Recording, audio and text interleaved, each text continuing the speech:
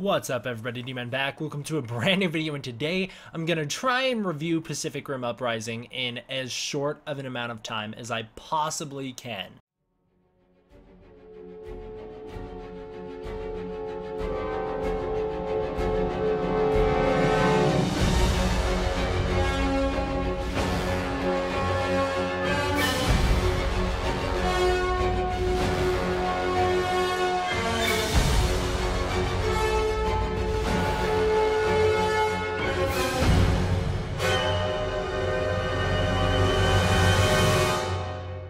Now don't get me wrong, it's not because I don't want to talk about this movie, because I do. I have a lot to say about this movie. There's a few problems with that though. Number one, the most important, is a school night. I got school in the morning and I got lots of homework to do, and I spent my whole night reviewing the first Pacific Rim, going and seeing the second, and reviewing the second, which is what I'm doing now. So, you know, I got stuff to do. Okay.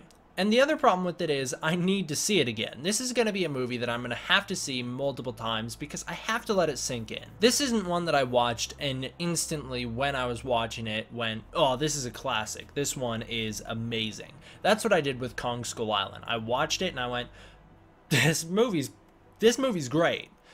Pacific Rim Uprising, however, I watched it and I struggled the whole time to say, it's not bad, it's good, but how good is it? And that's really the question that I've been struggling with. How good is it? It's not bad, like I said. In fact, I would say there's a lot to like in this movie. But I view Pacific Rim Uprising as a bit of a mixed bag, and you're gonna be glad that I'm criticizing the movie once you watch my Pacific Rim review. I'll be getting that one up to you guys soon. It's like a 20-minute review, Godzilla-thon style, go through beat by beat in the plot, what I thought about each part. It's Godzilla-thon, but Pacific Rim. And you're gonna be glad to hear this review, I'd assume, because if you watch that one, you're gonna go, oh my god, this is just 20 minutes of him praising the original Pacific Rim. This one, it's a bit of a mixed bag. You know, I can't just sit here and say the movie's amazing, because it wasn't. I don't think it was. I thought it was good though. There was a lot to like about this movie. Number one, and I want to address the big problems that I had going in, the scale. There is actually surprisingly good scale, a lot better than I thought was going to be in this movie, especially with the loss of Del Toro and replacement of him with Stephen S. DeKnight. I really didn't have faith in Stephen S. DeKnight's directing, which sounds harsh, but you know what? It's the truth. I was really worried for it. But hey, he delivered. He did. He didn't. It's not anywhere near as grand and as epic and as beautiful as the original Pacific Rim, but this movie's, it's still entertaining. It's still visually interesting. This movie, I would say, is more visually interesting in some respects than even the original, which is surprising because the original is a gorgeous film. This movie, the things that it does well, it does well. The action is handled in a much more Showa-esque way than the original Pacific Rim. It's definitely treated differently, and you get that immediately when you go into the movie. But that's not to say it's a bad thing. It's just to say it's a bit goofier than what we got the first time around. By a bit, I mean it's quite a bit goofier. The soundtrack is one of my problems with it, because one of the things that makes the original Pacific Rim have as much heart as it does is the soundtrack. And we don't have the same composer. I was gonna say the composer's name, but I don't know how to pronounce it. So you know what? I'm not gonna say the original composer's name, and I never looked up the new one. As someone else who came in and composed this movie, he's actually the second composer. They had an original one drop off. And it's not bad. It's kind of generic. There's only a few tracks that stand out. And for anyone wondering, this isn't a spoiler. I wouldn't consider it a spoiler. The director has already talked about this on Twitter. Yes, the original Pacific Rim theme does show back up in this movie in a way, but it's not the song that you think it is. It's, you know, they make it seem like, oh, this is the Pacific Rim theme song, but it's not. It's the song Go Big or Go Extinct. It's a totally different song, but it's just got that same, you know, same chorus, I guess. You know, this movie isn't like, I'm sitting here talking about it and I'm finding like there's a lot of things that I found to be problems with it, but all those things that I found to be problems are very spoiler heavy and I can't talk about them here. So honestly, I'm at a bit of a loss of words here because I'm trying to keep this spoiler free for all of those of you who don't want to know everything going into this movie. And overall, I'd say if I was just going to give my general, here's what it is, It's a good movie. If I was gonna rate it as a thumbs up or thumbs down, that classic rating system, this one gets a thumbs up. There's more to like about this movie than there is to dislike about this movie, at least in my opinion. And so I would recommend, if you're a fan of giant monsters, go see this movie, right? If you're a fan of the original Pacific Rim, you're gonna like this movie. I don't know how much you'll like it, but I feel like you'll like it. If you're a fan of giant monsters, though, this movie suffers from a bit of false advertising. There's not many kaiju in the movie. I'm just gonna say, there's not many kaiju, and they don't show up until very far into the movie. So it's not, alright, so that sounds like people are gonna say, oh man. Think about it, guys. So many Godzilla movies, which is primarily what you guys like. So many of those, you gotta wait a while to get to Godzilla, right? So it's not bad, you know, it's just one of those. Pacific Rim Uprising, though, it's not even like what I thought it was gonna be. I thought it was gonna be Transformers, but with 300-foot tall robots. And I don't know if I'm disappointed if it wasn't that or not, because when you see Obsidian Fury and Gypsy Danger throwing down in a city, you're like, oh my god, like this is what, for me personally anyways, I'm like, I don't like Transformers. I think it's a dumb franchise. I don't like the action in it, and I just don't care about any of it. And one of the things that really stuck out to me with this movie was, maybe that's just because I don't care about the scale, because when I watched Obsidian Fury and Gypsy Danger throw down,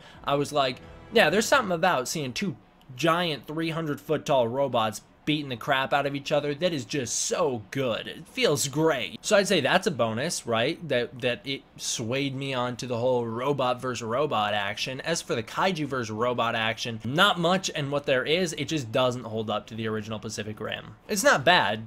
You know, I want to make that very clear. It's still entertaining, very fun, but it's definitely just doesn't hold up. And that really sums up the movie as a whole, I think. It's not bad. It's a lot of fun, but it just doesn't hold up to the original. And I told my dad walking out of the theater, we just saw it together. I told him walking out of the theater, I said, you know what? Pacific Rim Uprising is a movie that I'm going to have to come to terms with, because I knew going in it was just going to be a mindless, dumb, fun movie, but I didn't want to accept it because I just watched the original Pacific Rim 2 days in a row, and it's a fantastic movie.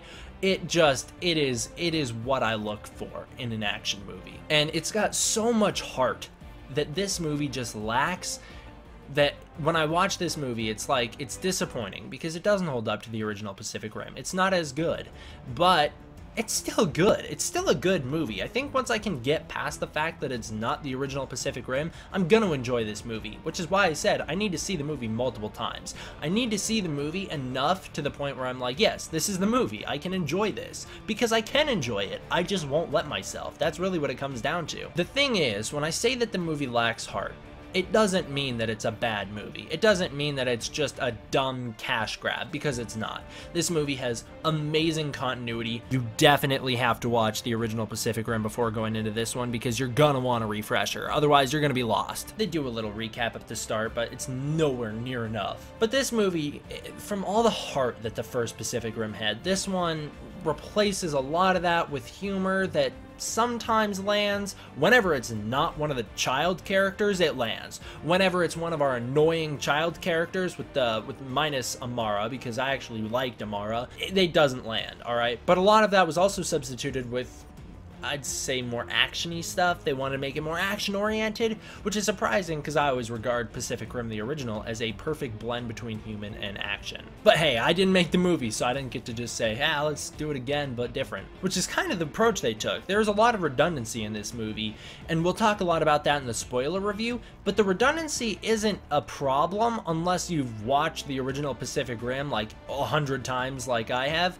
You're gonna just not notice it, because it's not like they just rip off the first movie. They don't. They do.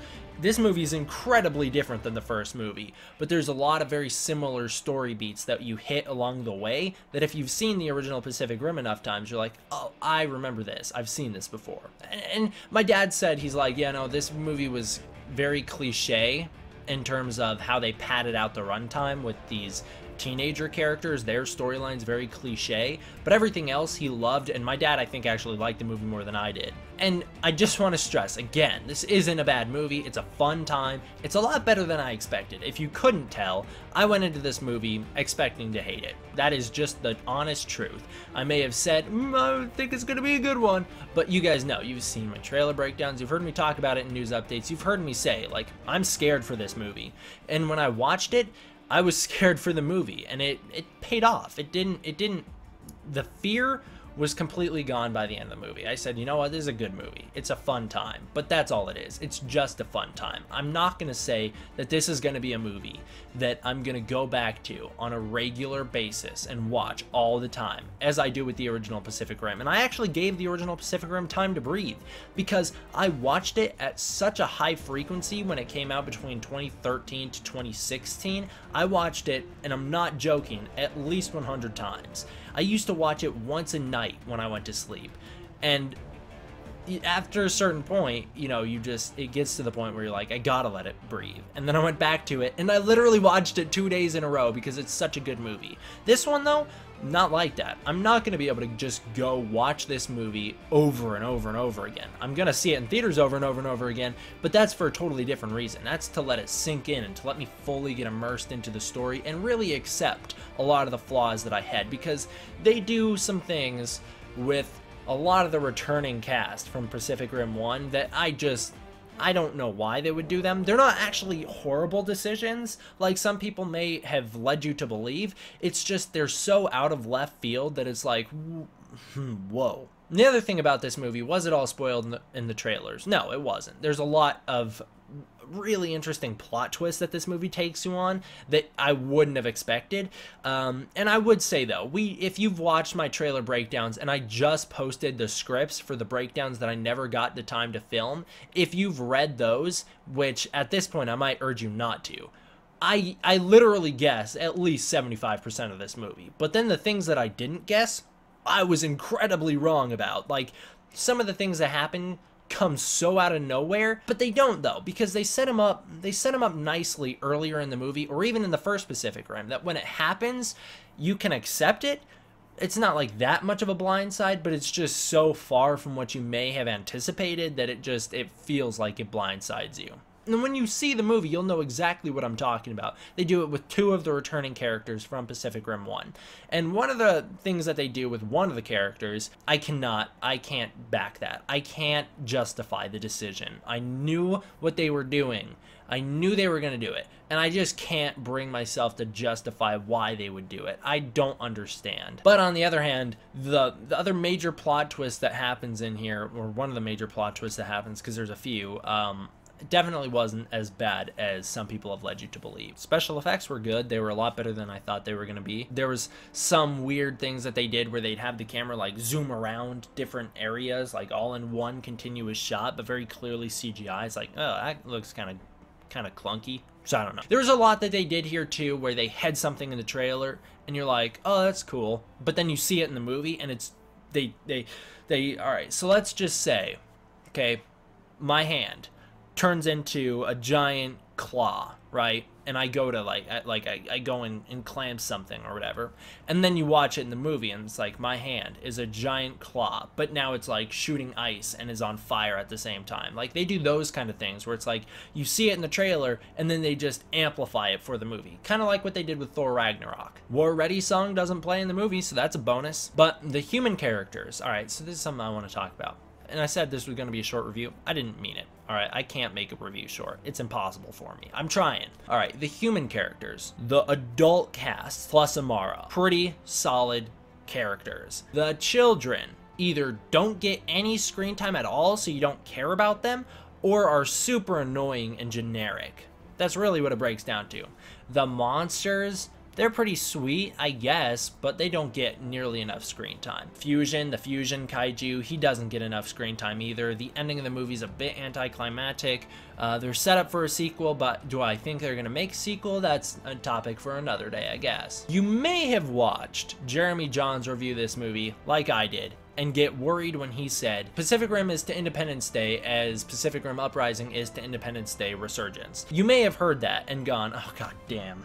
That's exactly what I did, because just to put this in context, when Independence Day Resurgence came out, I saw it opening weekend, and I was gonna film a review for it, but I decided not to because I didn't want to make a rant. If that puts things in perspective, like, I didn't dislike the movie entirely. There's a lot of really cool ideas in Independence Day Resurgence, as there are here. But the execution was horrible. Whereas in this movie, I'd say the execution was pretty good, just not great. So I have a better comparison for you all. Pacific Rim is to the Heisei era, as Pacific Rim Uprising is to the Showa era.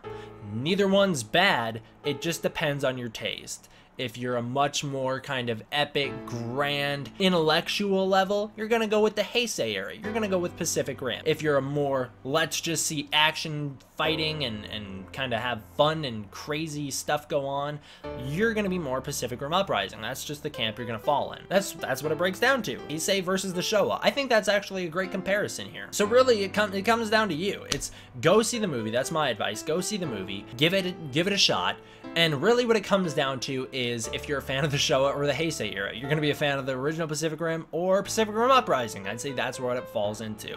There you go. That's the best I can do to put that in context. Overall, I don't want to rate Pacific Rim Uprising in this review because I just haven't seen it enough, but I know people are going to get upset if I don't rate it. So overall, I'd give Pacific Rim Uprising a 7.5 out of 10, and that rating might increase as I see the movie more, or it might decrease as I see the movie more. I think it might increase because I've already seen it, I know what it is, I know what I'm getting into, and I could enjoy it more if I see it again. At least that's how I feel. Maybe I'm gonna hear someone else talk about it and they're gonna trash the movie, and then that's gonna influence me to the point where I hate it, which I really hope doesn't happen, but at this point, I'm gonna say Pacific Rim Uprising is a fun time. Go check it out. It's, what I say, 7.5 out of 10. Not bad. So, thank you guys all for watching. I hope you enjoyed my Pacific Rim 2013 review. Will be up pretty soon, within the next few days. 20K giveaway coming out soon when I announce the winners finally, if I ever get a chance to edit that, which I will because I'm on spring break soon. So there you go, guys. I hope you enjoy. See you guys next time. D-Man out. Go see Pacific Rim Uprising.